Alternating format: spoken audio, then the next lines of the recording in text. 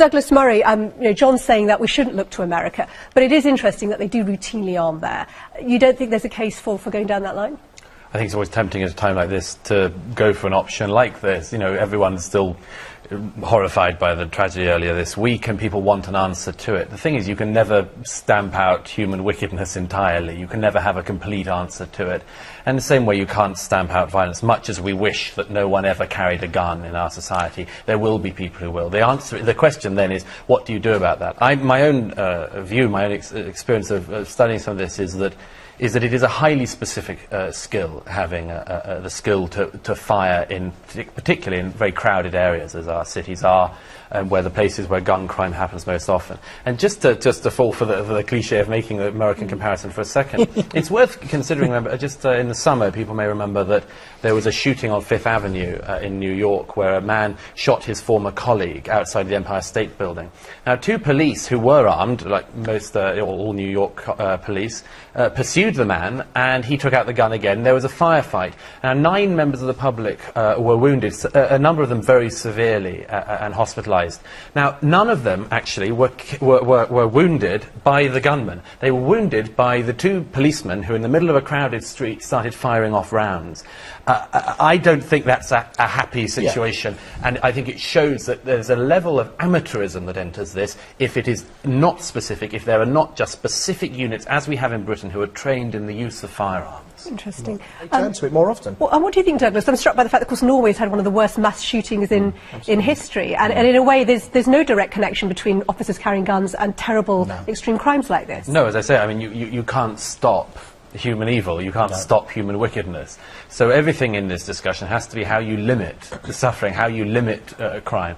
And one of the things, as I sort of mentioned earlier, is that there is this terrible tendency in this country, I mean in every country, but when something terrible happens, you have an immediate reaction of the way to sort it out. The fact is that in this situation we have in Britain, it's about things at every step of the way. It's about the criminal justice system working better. It's about building prisons to imprison people who do this. We can't send people to prison when they have guns quite often because people say there aren't enough places. Build more prisons. All right. I don't think it would add to the stress of police officers to routinely arm them when you could just bring in these specialist units in these really difficult situations. I don't think the issue is whether or not you add to the stress of police officers. It's about whether or not the police are able to police effectively. The fact is, in this country, we are very reactive about this at the moment. You know, there seems to be a police overreaction on something, or there is a police overreaction. Suddenly, everybody says the police are, need to be pulled off. Then the police are pulled off, and then, as we saw a couple of years ago in student protests, they go in and smash up a building. Everyone says, "Where were the police?" It can't keep on being this weird. And if the police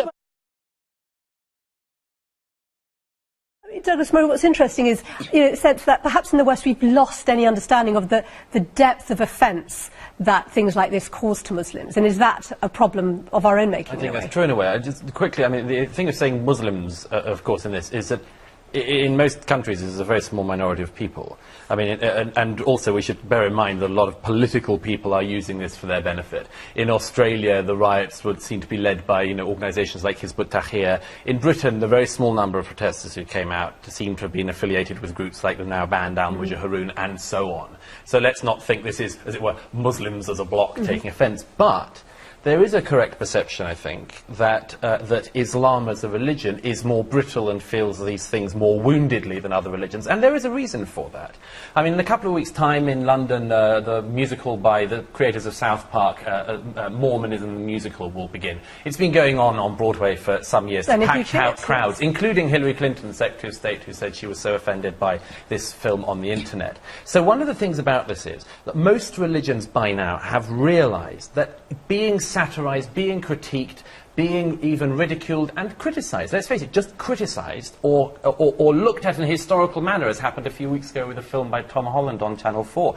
Even these things are felt very woundedly, and that's because all other religions, apart from Islam, have been through this period of criticism and have, as it were, come out to some extent, not completely at the other end. Islam has not been used to this process, historically. It is not used to the idea that your deepest feelings can be trodden upon, and that is a right that people who do not share your faith have. Douglas, what on earth are you talking about? Because how can Islam, which is a faith, it's a religion, it's an ideology, it's a way of life, you cannot talk about Islam in these broad, sweeping general generalisation. you talked about Muslims in quite a sweeping Islam doesn't definition. feel things. Individual Muslims do. People who are mothers and fathers. Can I get Ajmal? If I could just Go very, ahead, very Douglas, and I'll bring quickly Ajmal in. respond to that, because it is a very important point. There are lots of different strands of Islam, but in every Islamic society, and in the world today, and historically... Do you mean Muslim majority No, let him countries? finish. No. Societies. Islamic societies, societies that have Islam within the rule of law, countries like Pakistan, where Islam is a very important part of the constitution and of the governance of the country.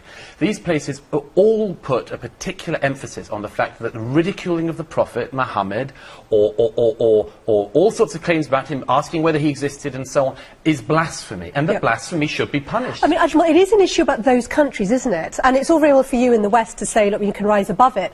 But in Pakistan, in Yemen, in these places where there's been violence, they can't, can they? I've got simply 3 points to make on this particular discussion. I think there's one correction for Douglas's information. Islam has been through 1400 years of critique, discussions and debates, internally and externally.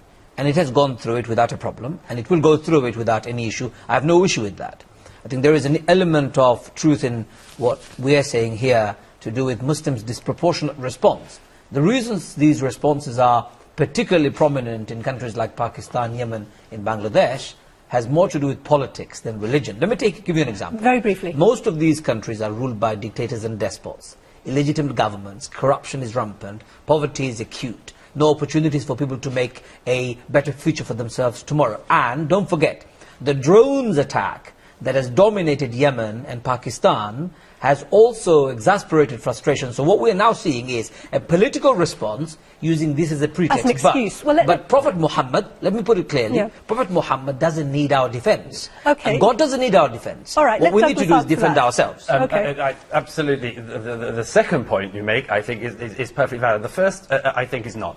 For this reason. You say that Islam has been through this process for 1400 years. A part of that is true. There has been debate within Islam. But on the fundamentals of Islam, about the nature of Muhammad, about whether or not he existed, even, whether the Quran was created by him or was created by God, whether he invented it, these things actually Islamic societies tended to, and Muslims even today, feel very brittle about. The fact is, and all singing... Do you want me to name you scholars? Let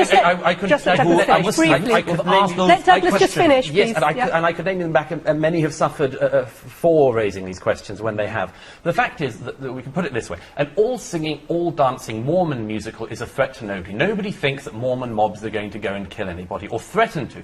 But there is a risk, and it is a legitimate risk in the world today, that an all singing, all dancing Muhammad musical in the West End might not go off Samira, so there is well. a very I want to give Douglas the last word on this. It comes down to a very fundamental point. Most people in this country are not Muslim, most people in France are not Muslim, and so on. We don't believe that Muhammad, if he existed, heard any angels speaking. It's the opinion of those of us who are not Muslim that he obviously either made it up or something else. Now, we think the same thing about Mormonism. Atheists obviously will believe the same thing about Jesus and about Moses and so on. But nobody has a problem saying, I'll make a film about Moses where he's made up the Ten Commandments. It was done very well by Mel Brooks. But nobody has a problem now watching a film saying that Jesus made it up. But they do have a problem, and we have a problem of censorship and self-censorship, because people are afraid to say that Muhammad made it all up, and the response to that, they know, is that they will stop saying it, they will pretend and hope they won't get any trouble, because they will pretend that they are sort of believing Islam. They'll say the Prophet Muhammad. They will try not to cause any offence. All right, well, we'll have to leave it there. No, we have run out of time on this. The only thing I would say is, we have run out of time, is it is interesting that we're 22, 23 years after the Satanic Verses affair, and here we are embroiled in this discussion. We can't fight constantly. But thank you all very much for your contributions on that. Douglas. Well, I mean, there are all sorts of problems with our exam system. Mohammed is entirely right. We are slipping in the world, in our league tables and so on. I think that one of the things that should be stated is that anyone who defends the status quo, as a lot of unions and so on do at the moment, should know that they are defending a status quo which is failing. I mean, 1 in 5 children leave our schools functionally illiterate. And if you defend a status quo where 1 in 5 children begin their life in that situation, then I think on the dyslexic issue, there is somebody who has left Sun newspaper open with page 3, and my daughter and my son says, Daddy, has this woman forgotten to wear her top? What do I say? How do I give a moral justification? I can't. It is one where we all agree. So my problem is, what do we do? Are we not demeaning women? Are we not trying to sell newspaper by reducing women to breasts in that way? Wouldn't Tesco's Voucher do a better job? Well, it's interesting because it is the whole freedom of speech versus offence debate, isn't Yeah, it? it does come back to that a bit. And strangely enough, in this one, I think we probably agree in some ways on this one, if not the previous one. I mean, the thing is that my response to I don't like page 3. I don't like the idea of it. I don't like the idea that you sexualise your society even further. I mean, this isn't the only way in which that happens. I don't like the idea, as you say, that your children kind of see this as being an acceptable thing to do as an adult. And it normalises But it. Yeah. just very quickly, my response to that is not to ban page 3 or to stop the Sun from doing it, but I don't buy the paper. Ah, okay, that's an interesting one. Right, now Very your good way. choice is an interesting one. It's Nick Clegg's apology, which has been set to music, and I think he's allowed it to be released on iTunes. Yes. His apology for having made the promise Exactly. to try and cut tuition fees, but actually says it was right to triple them. Exactly. I think this is quite interesting because we're very used to people saying sorry, and often saying sorry for things they haven't done and getting a lot of applause for it. I mean, rightly, I think David Cameron made a very good apology on the Hillsborough thing, but it's easier to do things when it's not the thing that you are responsible for. And one of the things about the Clegg thing is he hasn't even said sorry for breaking his promise. He said sorry for making the promise. And that's a very different thing. But there is a good side to this, and I don't What's always that? have good things to say What's about Nick that? Clegg. But it's this. It's that when he went into the last election, Nick Clegg was promising something which he knew, I think, that he couldn't deliver. The money has to come from somewhere, and there is not sufficient money to send people to university without a rise in tuition fees. Now, he promised something he couldn't deliver. I hope he learns the lesson, and the electorate learn the lesson, that impossible promises are something that we should lose from our political debate. We need honesty from politicians, just as we need them from other public figures. So saying sorry for sorry is one step in the right direction. All right, well, thank you all very much indeed for your choice.